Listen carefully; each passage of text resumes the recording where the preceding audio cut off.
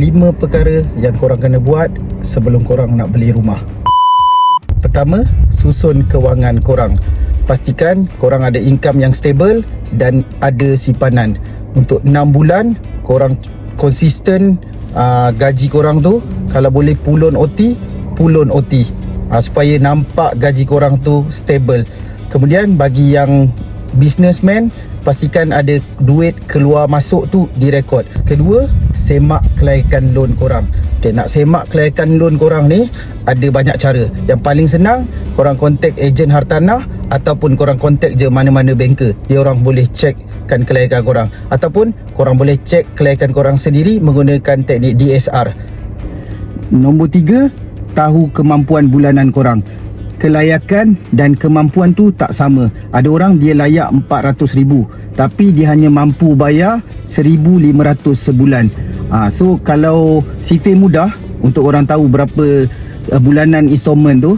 Okey, setiap RM100,000 dia punya ansuran bulanan adalah RM500,000. So let's say tadi kelayakan korang 400,000, so bulanan dia dalam 2,000.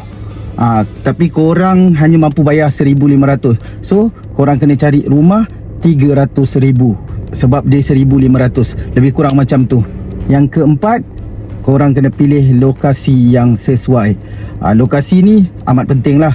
Korang kena prioritas sama ada korang nak dekat dengan tempat kerja, dekat dengan sekolah, dekat dengan taska anak.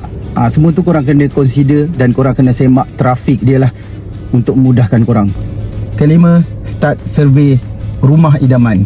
Okey, kelayakan lo dah tahu, kemampuan dah tahu, lokasi pun korang dah tahu. Semua 3 faktor tu korang dah ada. So korang boleh start survey.